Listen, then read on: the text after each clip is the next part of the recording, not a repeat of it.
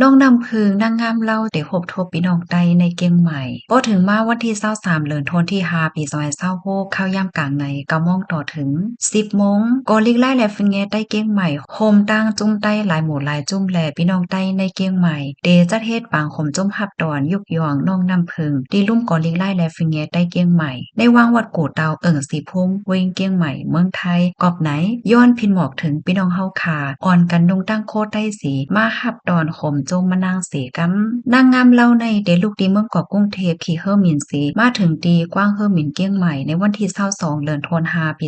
2026ข้าวยามไว้วันหมอก3โมงดีนันกอสำหรับพี่น้องเฮาขาโดดด้านประวัติเนี่ยจึงแค่นดอนดงตั้งโคตรใต้สีอ่อนกันกว่าไปหับดอนมะนางเสกำค่ะน้องนำเพิงการที่ดาเดชะพัฒนากุลอายุ25ปีในเป็นลูกแม่ได้มะนางถูกเลิกเป็นนางงามลมฟ้ามิสวอร์ไทยแลนด์2026สีได้เป็นโตแดนสาวเมืองไทยเข้าแข่งมิสวอร์ปอกำตี73ติวเว้งหลงโฮจิมินห์เมืองเวียดนามในเดือนธันวาคมที่9ปี2026ในกอแต่ว่าเป็นข่าวเงาอันลีโฮมโจมเตคาโนหนังคือพี่น้องเฮาขาซัมโพเตจังไรฮับโฮแลจังไรกว่าเข้าคมฮับดอนมะนางนั่นย้อนให้พี่น้องเฮาเขาจอยกันสเปินแพแช่กว่าเซกัมค่ะ